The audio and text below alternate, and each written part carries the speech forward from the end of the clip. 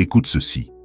Peu importe s'il est en train de sortir avec une autre, si tu lui plais vraiment, son esprit continuera de te chercher. La connexion réelle transcende les circonstances extérieures. Quand quelqu'un a ressenti quelque chose de sincère avec toi, cette empreinte émotionnelle ne s'efface pas facilement. Et il y a quelque chose que tu peux faire, quelque chose de si simple et pourtant si puissant, qui peut le faire revenir vers toi en seulement 3 jours, complètement désespéré. Attention, il ne s'agit pas de manipulation ni de jeu toxique, mais d'éveiller en lui un désir déjà existant, celui de récupérer ce qu'il a un jour eu avec toi. Aujourd'hui, je vais te montrer exactement ce que tu dois faire pendant 3 jours consécutifs pour que son esprit ne puisse plus arrêter de penser à toi. Ce sont des actions précises, calculées, qui activent les ressorts psychologiques les plus profonds du désir masculin. Durant ces 3 jours, tu vas devenir son obsession silencieuse. Pendant qu'il essaiera de se concentrer sur son quotidien, sur son travail ou même sur cette autre personne, ton souvenir reviendra encore et encore dans son esprit. Tu seras comme une mélodie dont il n'arrive pas à se débarrasser. Le premier jour, tu planteras la graine de la curiosité. Le deuxième jour, tu intensifieras ce sentiment de perte qu'il n'imaginait même pas avoir. Et le troisième jour sera celui où sa résistance s'effondrera complètement, le poussant à ressentir une urgence irrépressible de te chercher. Es-tu prête à découvrir ce que tant de femmes ont déjà expérimenté avec succès? Alors commençons. Jour 1. Silence total. C'est le jour le plus difficile, mais aussi le plus important. Ne le cherche pas, ne l'appelle pas, ne le mentionne pas et ne réponds même pas si c'est lui qui prend contact. C'est le moment de lui montrer une force intérieure qu'il n'aurait jamais soupçonnée en toi. Le silence est ton arme la plus puissante, bien plus efficace que 1000 mots désespérés ou 1000 explications. Tandis que d'autres femmes poursuivent et réclament de l'attention, toi, tu disparais. Là où elle se dévoile, tu deviens un mystère. Son esprit est habitué à ta présence, à savoir que tu étais toujours disponible, toujours prévisible. Pendant des semaines, des mois, parfois même des années, tu as été cette constante rassurante dans sa vie.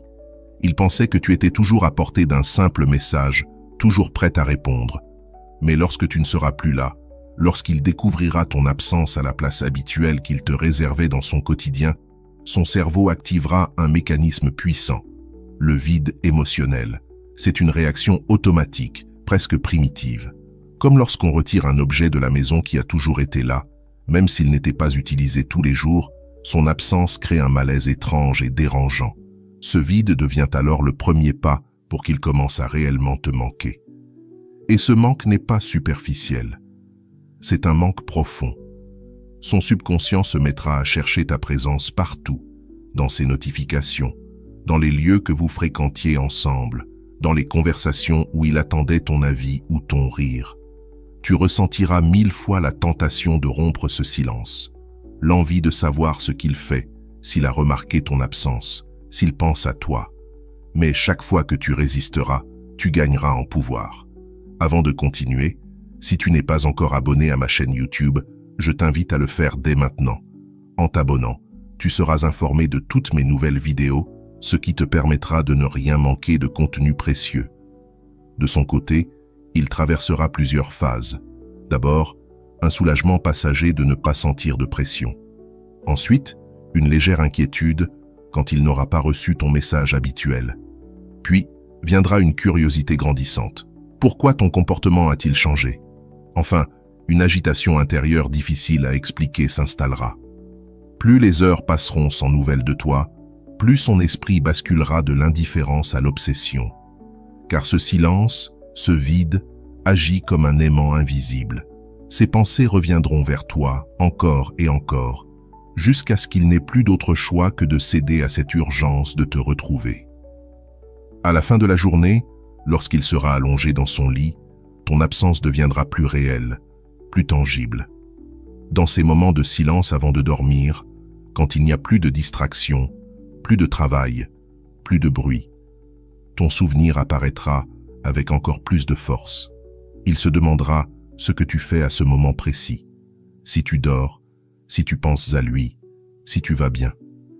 Et le plus puissant de tout, c'est qu'il commencera à regretter non seulement ta présence, mais aussi la version de lui-même qu'il était lorsqu'il était avec toi. Il regrettera de s'être senti désiré, important, spécial. Il regrettera d'avoir été le centre de l'attention de quelqu'un qui le connaissait vraiment et qui le valorisait. C'est pour cela que tu dois maintenir ce silence comme si ta vie en dépendait. Parce que d'une certaine manière, ta nouvelle vie émotionnelle en dépend réellement. Chaque minute de silence est une minute où tu récupères ton pouvoir, où tu reconstruis ta valeur, où tu deviens le prix qu'il a perdu et qu'il a désormais besoin de retrouver.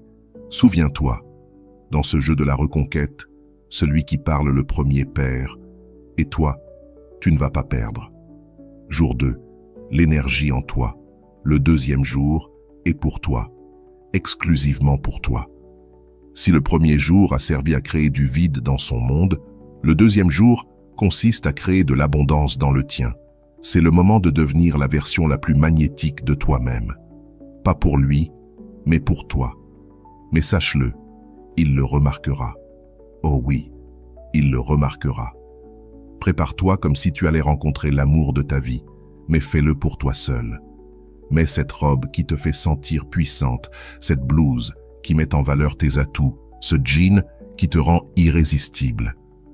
Choisis des vêtements qui te donnent l'impression que tu pourrais conquérir le monde, parce que c'est exactement ce que tu vas faire. Fais quelque chose qui te rende vraiment attractive. Va au salon de beauté et offre-toi ce soin que tu repousses depuis trop longtemps. Fais-toi les ongles, change la couleur de tes cheveux si tu en avais envie, ou offre-toi simplement un bain relaxant au sel parfumé. La beauté qui naît de l'estime de soi est magnétique d'une manière qu'aucun maquillage ne peut égaler. Prends soin de ton corps comme du temple qu'il est. Va au sport, fais une séance de yoga, marche dans le parc, danse seul dans ta chambre sur ta chanson préférée. Bouge ton corps, non pas pour lui, mais parce que tu mérites de te sentir vivante, pleine d'énergie et de vitalité. Et surtout, souris. Pas ce sourire forcé que tu affiches pour cacher que ça ne va pas, mais ce vrai sourire, celui qui naît de l'intérieur, quand tu te sens réellement complète. Cela peut venir d'une petite chose, un café particulièrement bon, une chanson qui arrive au moment parfait, ou simplement la prise de conscience que tu es en train de reprendre le contrôle de ta vie. Cette authenticité est puissante. Même à travers une photo, ce sourire authentique se transmet. Et voici la partie stratégique. Publie quelque chose de subtil sur les réseaux sociaux, mais sans aucune piqûre ni allusion. Pas de phrases comme « Quand quelqu'un ne te valorise pas, la vie t'offre mieux » ou « Seul, mais pas isolé ». Cela crie la douleur et le désespoir, et c'est exactement l'opposé de ce que nous voulons. À la place, publie du contenu qui montre que ta vie fleurit. Une photo de ton café parfait sous une belle lumière, un selfie où tu rayonnes naturellement, une image du livre que tu es en train de lire, de ton espace bien rangé, ou de ce coucher de soleil qui t'a coupé le souffle. Le message subliminal doit être clair. Ma vie est belle, je suis complète, et je profite de chaque instant. La clé, c'est l'authenticité. Ne publie pas parce que tu veux qu'il le voie, publie parce que tu vis réellement des moments qui valent la peine d'être partagés. Cette subtilité se ressent et fait toute la différence. Il ne s'agit pas d'attirer son attention de manière désespérée, mais de lui rappeler silencieusement que ta vie non seulement continue sans lui, mais qu'elle s'épanouit. Tu n'es pas une femme paralysée, attendant qu'un homme revienne. Tu es une femme qui a ses propres ressources, sa propre beauté, sa propre indépendance émotionnelle. Et cela, crois-moi, est psychologiquement dévastateur pour lui, mais de la façon la plus élégante qui soit. Son ego masculin s'attendait à te voir détruite, en quête de validation pour te sentir complète. Il espérait que tu le supplies, que tu envoies des messages désespérés, que tu publies des phrases indirectes pour lui. Cela aurait confirmé son importance dans ta vie et nourrirait son ego. Mais à la place, il te voit plus rayonnante que jamais. Il te voit vivre, briller, être totalement autosuffisante émotionnellement. Et ça le désarme. Pendant qu'il s'attendait à te voir briser, tu t'épanouis. Pendant qu'il pensait que tu allais supplier, tu construis. Pendant qu'il croyait que tu étais dépendante, tu montres ton indépendance. Cette incohérence entre ses attentes et ta réalité l'obsédera. Les hommes sont programmés pour poursuivre ce qui s'éloigne et se désintéresser de ce qui se rapproche trop. En te voyant prospère, épanouie et indépendante, son instinct de conquête va s'activer. Soudain, tu deviens le défi, l'objectif à atteindre, le prix qu'il a perdu et qu'il valorise de nouveau. Il y a quelque chose de profondément attirant dans une femme capable d'être heureuse par elle-même. Le bonheur est contagieux, la confiance est magnétique et l'indépendance émotionnelle est irrésistible. En te voyant ainsi, il se souviendra pourquoi il a été attiré par toi au départ, mais cette fois multiplié par 10. À la fin de ce deuxième jour, il ne se contentera pas de te regretter. Il commencera à remettre en question sa décision de t'avoir laissé partir. Il repensera au bon moment avec toi, mais cette fois depuis une autre perspective, celle de quelqu'un qui n'a plus la garantie de t'avoir. Et toi, pendant ce temps, tu redécouvriras la femme incroyable que tu as toujours été, mais qui était peut-être restée dans l'ombre de cette relation. Ce jour-là n'est pas seulement une stratégie pour le reconquérir, lui. C'est une révolution personnelle pour te reconquérir toi-même. Jour 3. La présence indirecte. Le troisième jour, c'est là que tout devient intéressant. C'est le moment où la stratégie des jours précédents se transforme en un coup de maître. Si le premier jour a créé le vide et le deuxième a montré ton abondance, le troisième va réveiller quelque chose de beaucoup plus puissant, la nostalgie. Et la nostalgie, crois-moi, est l'arme la plus redoutable dans l'art de la reconquête. Ce jour-là, tu vas faire quelque chose qui lui rappellera un moment précis que vous avez partagé, mais avec une subtilité tellement élégante qu'il ne pourra pas t'accuser de penser encore à lui. C'est l'art de la communication subliminale, celui d'envoyer un message directement à son subconscient, tout en gardant intacte ta dignité. Cela peut être aussi simple qu'utiliser une phrase que tu avais l'habitude de dire quand vous étiez ensemble, une expression particulière qu'il trouvait adorable ou drôle. Mais attention, il ne s'agit pas de l'utiliser de manière forcée ou évidente. Tu dois le faire naturellement, comme une part de ta personnalité authentique. Par exemple, si tu avais pour habitude de dire « La vie est trop courte pour un mauvais café », chaque fois que vous preniez le petit déjeuner ensemble, utilise cette phrase dans une story banale sur ton café du matin. Ou bien, publie une photo ou une vidéo dans un endroit où vous étiez déjà allés ensemble, mais sans aucune allusion directe. N'y va pas directement dans ce restaurant où vous avez eu votre premier rendez-vous pour publier une photo nostalgique du menu. Ce serait trop évident, trop transparent. À la place, si tu passes naturellement par ce parc où vous aviez l'habitude de marcher, partage une belle image du coucher de soleil. Ou encore, si tu vas dans ce café que vous fréquentiez, publie simplement quelque chose à propos du délicieux latte de saison. La clé réside dans la naturalité apparente. Cela doit sembler être une coïncidence cosmique et non une stratégie calculée. Il doit penser « quelle drôle de coïncidence qu'elle soit là » ou qu'elle dise cela, non, tout en ayant cette petite voix intérieure qui lui dit « elle le fait sûrement pour que je le voie ». Tu peux aussi réveiller subtilement la nostalgie. Par exemple, faire entendre cette chanson qui était votre chanson en arrière-plan d'une story qui parle d'autre chose, ou montrer ce livre qu'il t'avait recommandé posé sur ta table de nuit. Ou encore, préparer ce plat que vous aimiez partager, mais cette fois, rien que pour toi, avec un sourire sincère. La puissance de cette stratégie repose sur un point essentiel. Tu ne fais rien pour lui directement. Tu ne l'appelles pas, tu ne lui écris pas, tu ne demandes rien. Mais tu actives son subconscient automatiquement. C'est comme planter une graine émotionnelle dans un terrain fertile. Quand il verra ou entendra ces références, son esprit voyagera immédiatement vers ces moments que vous aviez partagés. Et il ne pourra pas t'accuser de manipulation, car techniquement tu n'as rien fait de diriger vers lui. Le cerveau masculin, contrairement à ce que beaucoup croient, est profondément émotionnel, surtout lorsqu'il s'agit de souvenirs positifs. Les hommes savent compartimenter leurs émotions dans le présent, mais ils sont incroyablement vulnérables à la nostalgie. Un simple parfum, une chanson, une image peuvent les transporter instantanément vers des instants qu'ils pensaient avoir laissés derrière eux. Et si cet homme ressent encore quelque chose pour toi, ce qui est fort probable s'il a suivi tes faits et gestes ces derniers jours, alors il ne pourra pas empêcher son esprit de se remplir de souvenirs.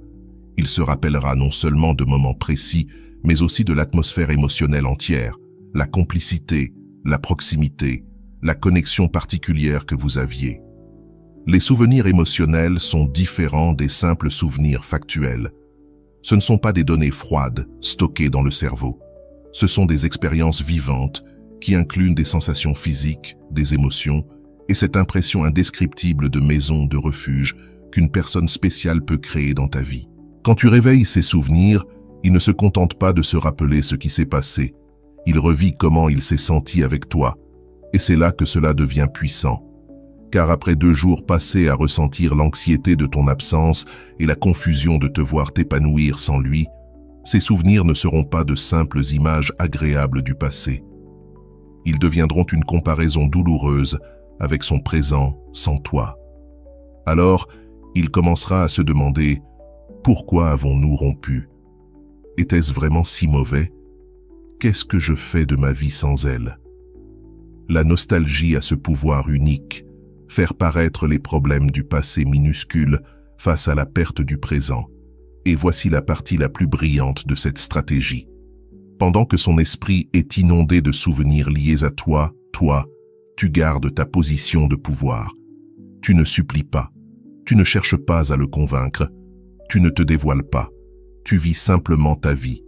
Et si, dans ses yeux, certaines de tes actions éveillent une pointe de nostalgie, eh bien, c'est son interprétation, pas ton problème. Cette ambiguïté va littéralement le rendre fou. Il ne pourra pas te confronter, car tu n'as rien fait directement pour lui. Il ne pourra pas l'ignorer, car ses souvenirs auront déjà été réactivés. Et il ne pourra pas se convaincre que ce n'est qu'une coïncidence, car il y aura eu trop de coïncidences d'affilée.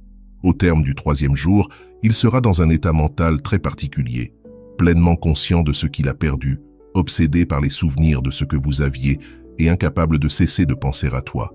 Mais surtout, il aura l'impression que ce sont ses propres conclusions, pas les tiennes. Et c'est là toute la différence entre la manipulation et une stratégie élégante. Car lorsqu'un homme sent qu'on tente de le manipuler, il résiste. Mais quand il croit que ses pensées sont venues de lui-même, elles deviennent puissantes et indiscutables. Alors, ses résistances tombent. Ces 3 jours forment une véritable montagne russe émotionnelle, vide, surprise, nostalgie. Son esprit aura traversé ton absence, ta force, et maintenant le rappel de pourquoi il s'était épris de toi au départ. Et le 4e jour, il est presque certain qu'il ne pourra plus résister. Il viendra vers toi. Et quand il le fera, ce ne sera pas depuis une position de force pour tester si tu es encore disponible. Non, ce sera depuis une véritable nécessité intérieure, parce que ces 3 jours auront suffi pour que tu redeviennes la femme qu'il n'arrive plus à chasser de son esprit. 3 jours peuvent tout changer. Mais la clé, c'est d'être discipliné et de ne pas briser le processus. Crois-moi, il n'y a rien de plus irrésistible pour un homme qu'une femme qui ne court derrière personne, qui rayonne seule et qui sait comment laisser une empreinte indélébile dans son esprit. Alors dis-moi en commentaire, es-tu prête à relever le défi de ces 3 jours ? J'ai hâte de voir combien parmi vous vont décider de reprendre leur pouvoir, sans supplier.